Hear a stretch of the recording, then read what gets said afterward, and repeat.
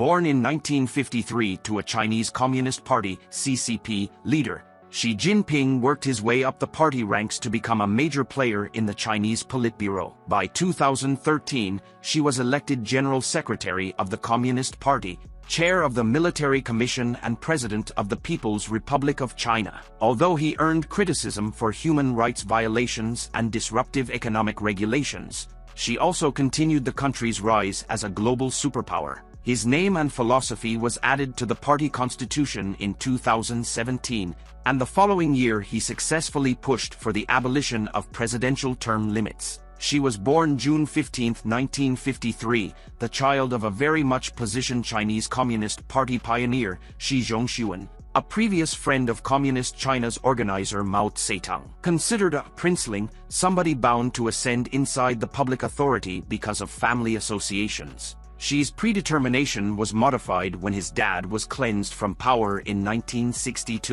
In 1966, Mao launched the Cultural Revolution, a socio-political movement intended to preserve true communist ideology and purge remnants of capitalist society. All formal education was halted, and Xi, at that time in high school, was sent down to work in a remote farming village for 7 years, doing manual chores and subsisting on rice gruel. It was there that Xi grew up both physically and mentally. Considered a weakling when he first arrived, he grew strong and compassionate and developed good relations working alongside the villagers. Though the Cultural Revolution was a failure, Xi emerged with a sense of idealism and pragmatism. After various fruitless endeavors, in 1974 Xi was acknowledged into the Communist Party. The next year he started to concentrate on compound designing at Beijing's Tsinghua University, procuring a degree in 1979. From there on out, he consistently rose through the positions of the Communist Party. Somewhere in the range of 1979 and 1982,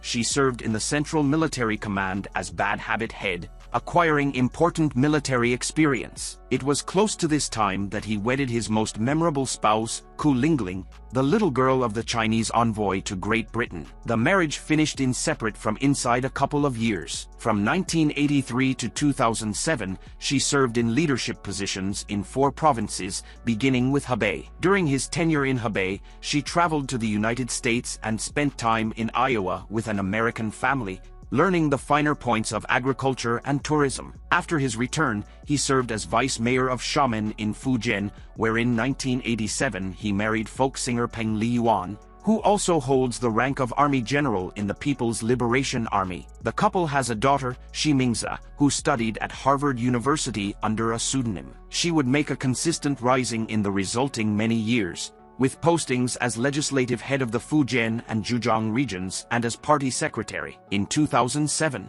his profession got a further lift when a benefits reserve outrage shook the initiative of Shanghai and he was named as its party secretary. He spent his residency advancing solidness and re-establishing the city's monetary picture, and that very year was picked for the Politburo Standing Committee. In mid-2008, Xi's perceivability turned out to be much more prominent when he was chosen VP of the People's Republic of China, and set accountable for arrangements for the 2008 Summer Olympics in Beijing. In early 2012, Xi traveled to the United States to meet with President Barack Obama and members of his cabinet. He also made a nostalgic trip back to Iowa and then visited Los Angeles. During his visit, he spoke of increasing trust and reducing suspicions between the two countries while respecting each other's interests. In the Pacific Asian region, later that year, on November 15, Xi was elected General Secretary of the Communist Party and Chairman of the Central Military Commission. In his first speech as General Secretary,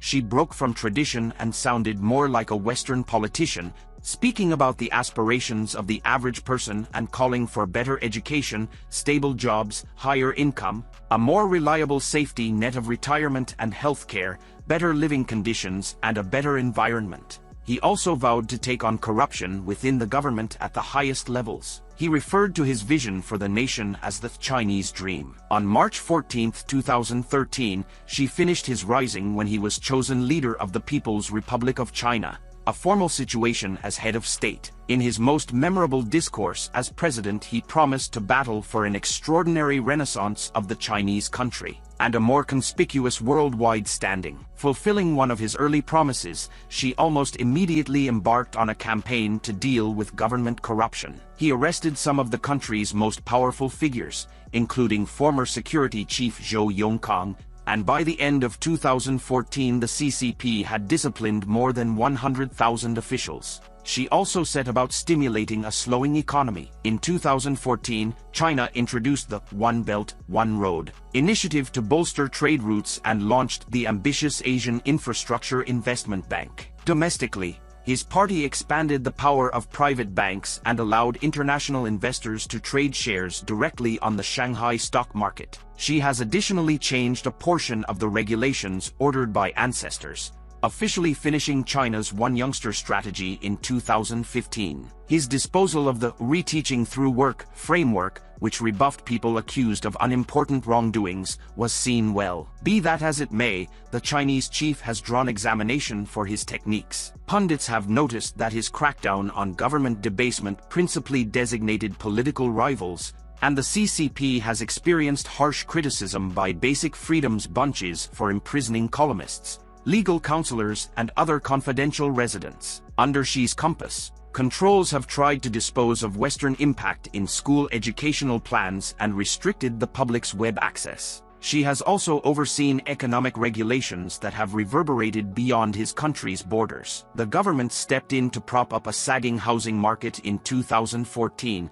and suddenly devalued the yuan in the summer of 2015. Despite promising during a trip to the United States in September that China would never manipulate currency to increase exports, Xi has been accused of that very approach. As part of his goal to establish China as a 21st-century global superpower, Xi has pushed for military reform to upgrade naval and air forces. Already chairman of the Central Military Commission, in 2016 he added the title of Commander-in-Chief of its Joint Battle Command Center. In recent years, Xi has asserted China's naval capacities through the construction of artificial islands within disputed territories of the South China Sea. Despite his claims to the contrary, satellite photographs indicated that the islands were being used to house military developments. In July 2016, an international tribunal in The Hague ruled that China had illegally claimed those territories, although China refused to accept the authority of that ruling. While frequently in conflict with the US over exchange issues,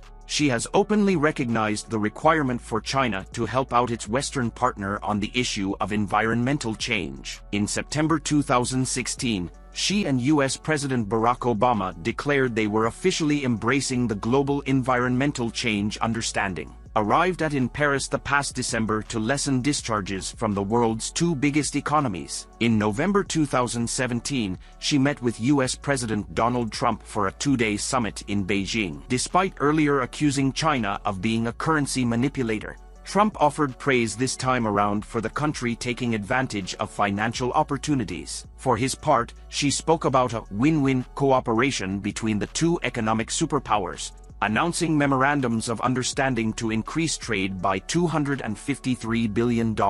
However, the two leaders then contrasted one another during their subsequent appearances at the Asia-Pacific Economic Cooperation Summit in Vietnam. In his speech, Trump criticized the development of globalization for harming American workers and companies, declaring, "We are not going to let the United States be taken advantage of anymore." Taking the stage immediately afterward, she painted a glowing picture of the collective benefits of globalization, saying, "Let more countries ride the fast train of Chinese development." Strains between the different sides mounted after Trump requested solid duties on aluminum and steel imports in March 2018. As a component of U.S. endeavors to even out the wild import-export imbalance with its Asian partner, China answered by slapping taxes on a scope of American merchandise, including organic products, nuts, and pork items, provoking Trump to take steps to heighten the matter further. She sounded a placating note during his discourse at the BOA Economic Forum in April,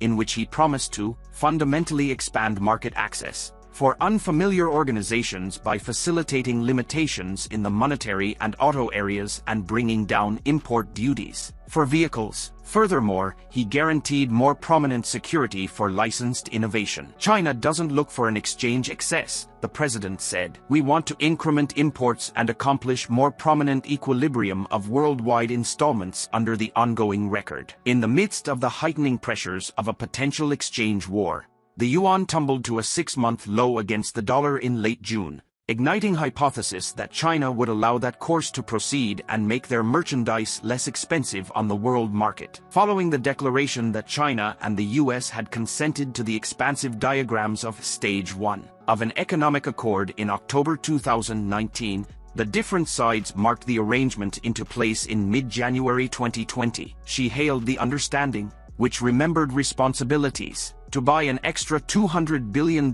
for American products, however didn't address his administration's sponsorships of nearby enterprises as gainful to both China, the US, what's more, the world. In October 2017, during a meeting of the 19th National Congress of the Communist Party, delegates voted to add the words Xi Jinping thought for the new era of socialism with Chinese special characteristics to the party constitution. The addition was meant to serve as a guiding principle for the party moving forward, with Xi's vision paving the way for global leadership in the years to come. Furthermore, the constitutional change boosted Xi's status to match those of exalted former Communist Party heads Mao Zedong and Deng Xiaoping. It was believed that, as one of the country's strongest leaders in decades, Xi possessed the ability to hold on to power as long as he desired. In late February 2018, the Communist Party's Central Committee proposed scrapping term limits for China's president and vice president,